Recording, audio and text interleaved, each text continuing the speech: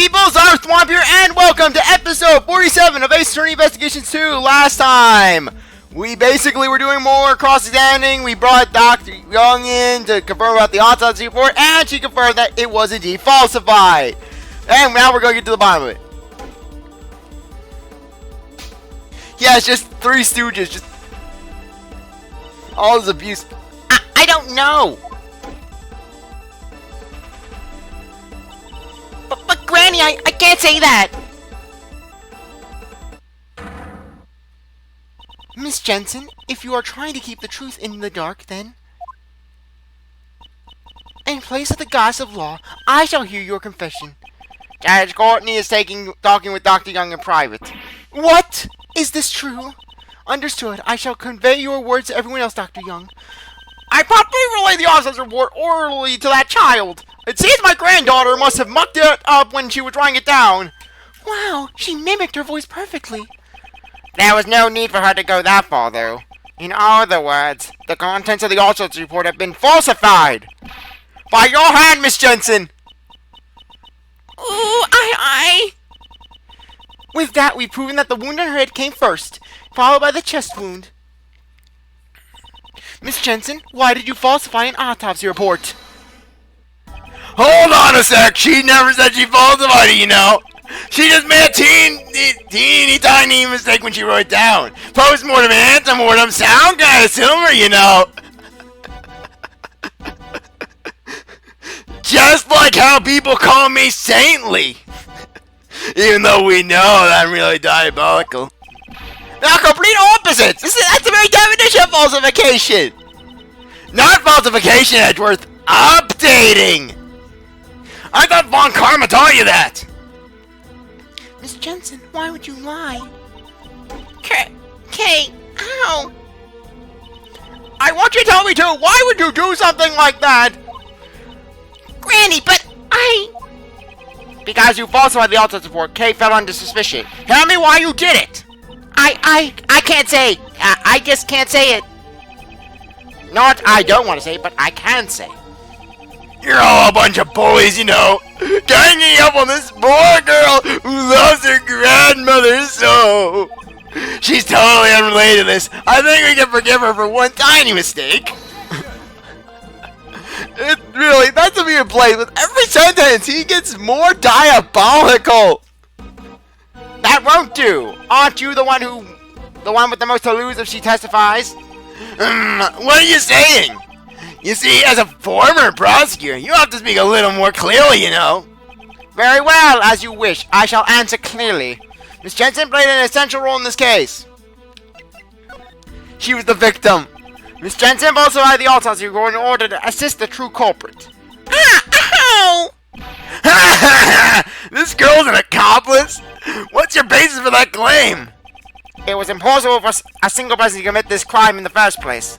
This crime could not have taken place without at least two people, namely because the number of people wouldn't have matched. If the conductor was the culprit and one of the auction guests was the victim, it would contradict the witness's testimony that there were 11 people at the incident. What now? You got a problem with my testimony? Not at all. Rather, it is because I believe your testimony, that's why an accomplice must exist. So, you still won't admit that your reasoning is wrong? Up until now, we had not even considered the possibility of an accomplice. However, if there had been an accomplice, it changes the entire story completely. If the accomplice took the murdered auction guest's place, then the number of people raised 11! Ooh, I see now. So that's what you're thinking. But you know, wouldn't that have been quickly discovered? Miss Jensen and the victim have very similar physiques. If she wore the victim's mask, she would have easily taken her place. Miss Jensen, did you switch places with the victim? I won't! Who was the conductor? In other words, tell me who was the true culprit. I can't. I mean, that would also cost trouble for Granny. Ow! But Granny! I will accept whatever wrongs you may have done. Just tell me everything. Granny! Boom, just hair explosion. As I thought, it appears you really were the accomplice. Miss Jensen, why? Miss Jensen? Would you please tell us? Yes. It's okay, Granny. I'm fine now. I switched places with the victim, Miss Crane. So you admit to being the conductor's accomplice? Yes. I helped out the conductor. I don't really know why, but for some reason, the conductor was expecting to be attacked by Miss Crane. The conductor expected to be attacked from the victim. They were so sure it was going to happen that they came up with a plan to counter it. A plan to beat the victim at her own game, and that's when I was called in. I was all the way in the storeroom before the auction began. Whoa there! You ain't fooling my eyes! If you were waiting in the storeroom, I reckon I would have bumped into you. After all, I've been up in that storeroom the entire auction. I'm telling the truth. I wonder about that, Can we really believe a girl who would falsify a report? Heh. There should have been many places to hide in that storeroom. Then by all means tell me, where did our little nurse hide? The place the storeroom that Miss Jensen hid was... She hid inside the costume trunk. A costume trunk, eh? Ah, now that you mention it, that box is already there before I snuck in. I figured I would hide in there myself, but it was wrapped up nice and tight with a chain. And it was locked too, so I had to give it up. I suspect that when you snuck into the room, Miss Jensen was already inside the trunk. Yes, it would have been bad if one of the guests from the auction had opened the lid. After instructing me to hide inside, the conductor wrapped a chain around the costume trunk, though he didn't put any air holes. I was really sleepy. I think they went downstairs using the lift shortly afterwards. It was right before the auction. So then, when the auction began, only you and Miss Hart were in the storeroom. Yes, that should be right. The auction had been going on as usual, but when a certain participant made the winning bid, the conductor committed the crime. Miss Hart must have heard the altercation that occurred then. You betcha I was trembling behind that there statue the whole time. Love how even the document's more correct than Edgeworth. Following the altercation, Jill Crane was murdered. After killing Jill Crane, the conductor carried her body to the costume trunk. And Miss Jensen, who had been hiding in the trunk, was made to take Miss Crane's place. The victim's body was placed inside the costume trunk. The conductor then took Miss Jensen, who had been made to look like Jill Crane, and returned to the auction hall as if nothing had happened. Was this roughly what happened in the storeroom during that incident? Yes, that's right. Pulling the old switcheroo with one of the auction guests. That gal and the murder victim are two completely different people, Don't you reckon one of the other participants would have noticed and caused a ruckus? No, not at all. The reason that they didn't was because she stole the victim's clothes. From what I can tell, Miss Jensen and the victim appear to have a similar physique, and I want to save the game. Just to be on the safe side, I want to save the game. Don't judge me. Don't judge me. I want to save. I never know when my logic is gonna fail me, because I know the sequence of events, but God help me if I don't get there.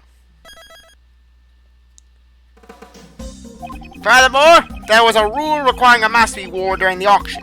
If their clothes were the same, I doubt anyone would have noticed she was a different person.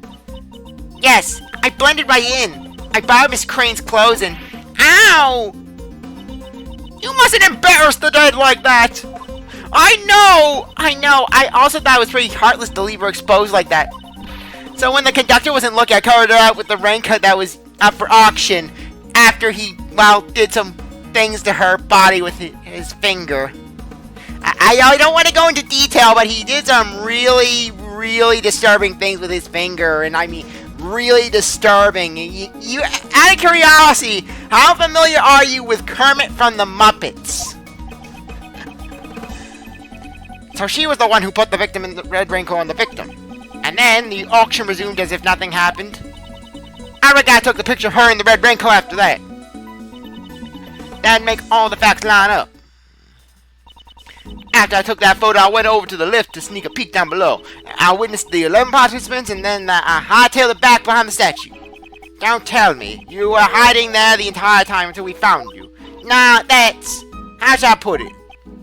What is it? Did something happen? I didn't mention before, but after that I might have dozed off a bit. To be more precise, I fainted. Well, something like that. So something did happen. It ain't no big deal. Kind of embarrassing to say, though. There was this huge thump sound all of a sudden. I was a little surprised by that. I was right after I had just witnessed a murder, so I was shaking my boots. My heart sort of tightened up, and I was off to la-la land. When I woke up, it was already the next day, around the time y'all came back by the storeroom. I see, so there was a large sound. Miss Hart, I take it you do not know what transpired in the storeroom beyond that point. I guess, but after the auction, all that mass were probably returned. So I reckon the participants had exited the storeroom just like I done said. Miss Jensen, what were your actions after the auction resumed? I took the victim's place and participated in the auction. The conductor instructed me to win the bid for the costume trunk. Because the body was inside it. It would have been out if another auction guest won the bid for it. You didn't realize the box was empty. We only found out when I came to the storeroom to pay the bill. The conductor was with me and told me to go search for her immediately. And then I found another girl collapsed in front of the ladder. Okay. Yes, she probably fell down from the roof and lost consciousness. Maybe the victim left the hatch open while she went up to the rooftop. I understand now. Kay was surprised at seeing the collapsed victim and did not notice the open hatch. She must have missed her footing and fell down into the storeroom. Miss Hart, I have determined that sound that made you faint. It was likely the sound of Kay falling into the storeroom onto the storeroom floor. That might have been it, though I reckon it'd be kind of pathetic to faint over something like that. When Miss Jensen found the unconscious Kay, Miss Hart was also unconscious behind the statue. The situation is becoming clear to me. Miss Jensen, please continue your story. After I found Kay and the victim, I put them both in the trunk. If the customers at the auction found out, there would have been a huge commotion. Was this an order from the conductor as well? Yes, it was. But since I secretly decided to put the raincoat on Miss Crane, I had to dispose of the raincoat without the conductor noticing. So the conductor didn't anticipate the raincoat becoming another piece of evidence. And finally, we dressed Miss Crane in a spare conductor's outfit. I see. In doing so, you made the victim appear as if she was the conductor. In the end, the auction ended without anyone noticing anything. Miss Jensen, your cries have become clear. If you know anything else, please hold nothing back. I want you to help me more. I want to help you more, but that's all I know. If I had to say, there is just one thing that bothers me. When I took Miss Crane's place, I borrowed her clothes. But there was no way for me to borrow her. Ow! What kind of corpse is it goes around stealing a corpse's hair? I would think that rolling the deceased of their clothes would be questionable enough. Hey, you know, Edgeworth, that'd be wrong if we didn't take her clothes. But the color and the length of our hair is different, so I was worried I had to disguise it. However, the conductor even had a wig prepared for me. In fact, he had two of them.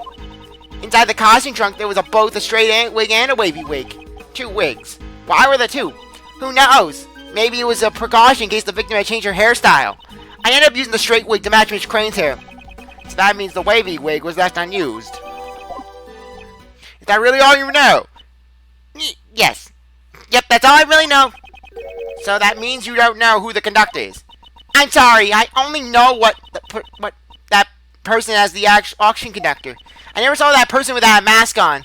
The conductor seemed to be on guard towards everyone. At this rate... Edgeworth, is that all you got? Even if that little nurse is an accomplice, it changes absolutely nothing, you know. In the end, the true culprit is still Kay Faraday. All he did was add another criminal, you know. The rule of law cannot be overturned. At least, not for your sake. Is this as far as I go? Am I unable to save Kay? Yes, and then Franzi just comes in. Franziska, why are you here? Didn't I tell you, Miles Edgeworth? Wherever there's a case, I will follow. Prosecutor Von Karma, your hard work is most appreciated. However, don't get the wrong idea. I only came here to find out the truth behind what happened to Kay Faraday. I don't plan on forgiving you for abandoning the prosecutor's path. I understand. You should thank your former subordinate.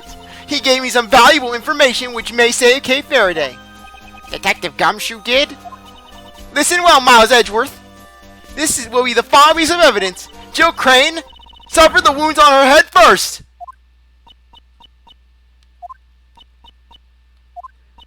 Well, someone say something! And then Blaise, damn, I thought Sebastian was slow! I hate to say it, but We already proved that. Already proved? If you excuse me, Miles Edgeworth, I'm gonna go out and jump in traffic. yes, well, just a few minutes ago. Ah! You should have told me sooner! You're the one who barged in here and started talking. Well then, does that mean you found out what the murder weapon was already? No, not yet. Is that so? In that case, listen well. The victim was struck on the head with a blunt cylindrical object. The wound on her chest was suffered post-mortem. A cylindrical murder weapon. You know, this report of yours, I trust it's accurate, of course. I mean, if it's anything like one of your father's reports during IS-7, well, because that was forged. These were the results of 2 independent autopsies carried out by 2 respected doctors. Respected by who? Your family of forgers? That's reassuring, but it's too bad you have no right to investigate this case. Interpol is after the black market auctions, and I'm the prosecutor in charge of the investigation. The victim participated in the auction. Therefore, it is only natural for me to investigate. Especially now that she's been murdered. I see. Clever girl, little Von Karma. Then it has been settled. The victim died from blunt force trauma to the head. Unfortunately, the murder weapon has yet to be found. Huh. Just knowing the shape of the murder weapon gives me an idea as to what it may be. Hey, in my investigation, we didn't find any other murder weapons, you know. If you consider the conductor's possessions in the crime scene, the answer should be clear. The blunt object was... Judge Courtney's gavel. Say this, you die. Basically, an auction gavel. There was something the conductor had in their hand during the auction. Namely, an auction gavel. An auction gavel? We didn't find anything like that. If the culprit is the conductor, it is possible that the gavel may be the murder weapon. However, that alone is not reason enough. Wouldn't you agree? Of course, I have proof to back it up. This piece of evidence proves that the murder weapon is the auction gavel. Just want to make sure. Yes, basically. Here we are. According to his heart's testimony, after the victim had been murdered, it seems she suddenly stopped hearing the sound of the gavel during the auction. However, she had been able to hear it up until then. Why was that, you ask? It was because it had been used as the murder weapon and was covered in the victim's blood. It became necessary to dispose of it. Isn't that right? Blaise the best! I'll have a search for the murder weapon performed immediately.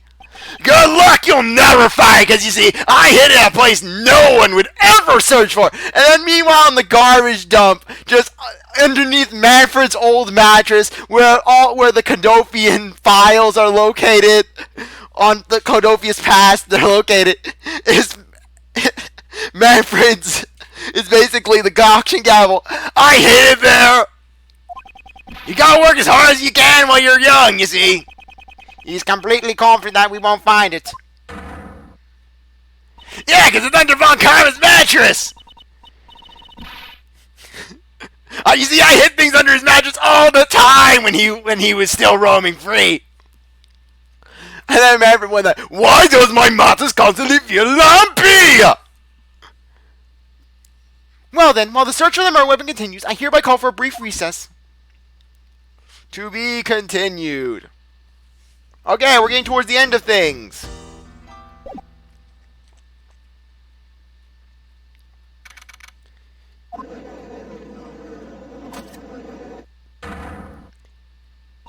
Order in the court. Prosecutor Von Karma, your report, please. I have bad news. We've searched every inch of the Grand Tower, but the auction gavel was nowhere to be found. That is most unfortunate. It seems I am left with no choice but to pronounce a verdict. Well, it sure seems that way, you know. Normally, you wouldn't commit a blunder like leaving behind the murder weapon, you know. The best criminal would never do something like that, you see. I don't have enough information! Is this as far as I can go? You see, I'm not dead. I don't leave things behind. I'm not Von Karma who writes notes. Yes, it's a shame, you know, but it can't be helped, you see. This takes me back, you know. All those defendants who came to me asking for a plea bargain. They trusted me, you know. Told me every one of their dirty little secrets, you see.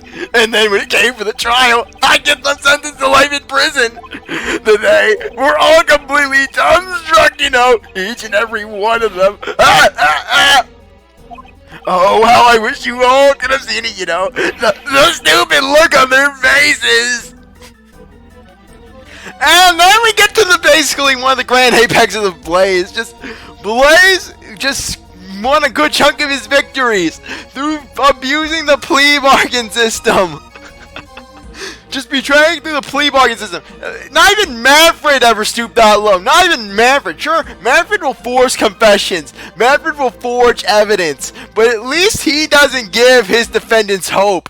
You know, basically, they see Manfred. Manfred, he just tells them they're going down. So at least they have time to brace themselves for the inevitability of Manfred ruining their lives. Blaise, on the other hand, he gives all those defendants hope. He's like, oh, I'll get you a lighter sentence. Just tell me all your secrets. Basically, Blaise gives them hope. They go in that trial. They're actually hopeful that they're going to get off a little easier. And then all of a sudden, Blaise just crushes that hope. And then savors their sadness. I shall hear. And then Justine, she has no comment of this. She has no comment of Blaise's action. She's just ignoring it. That Blaise literally states that he abused the justice system. I shall hereby announce my verdict. Please humbly accept the words of the law.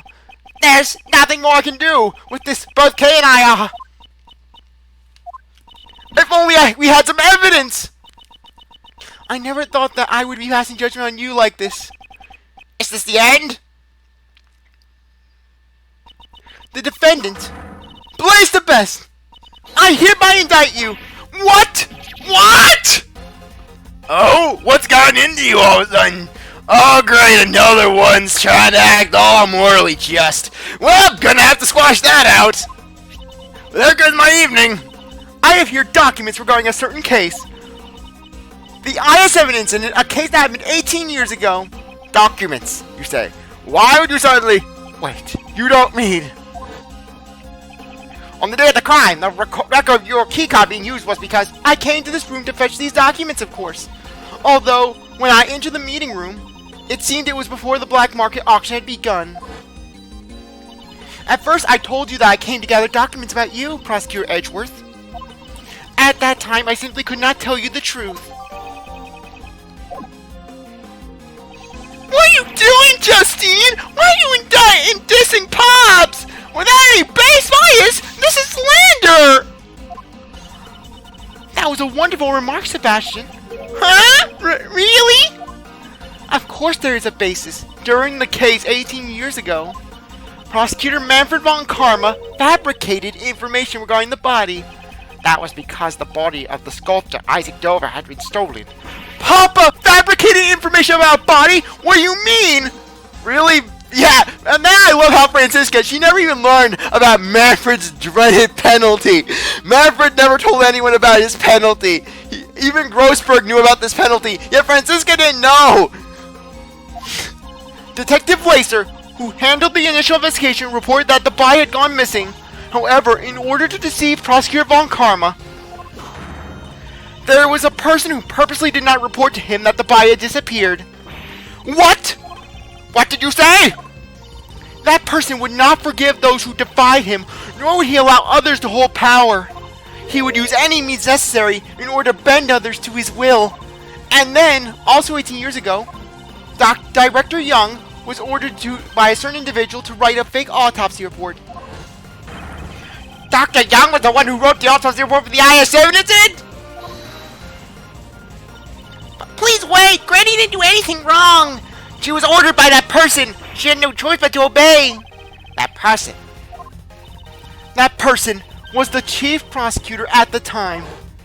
And then I love how they're trying to do like this darkness, like you don't know it's Blaise. The chief prosecutor, you don't mean... Yes, I love how they try to do like the cloaked shadow of Blaise, like you don't know who is this individual, who is, like basically, as if Blaise doesn't have enough reason to be suspected.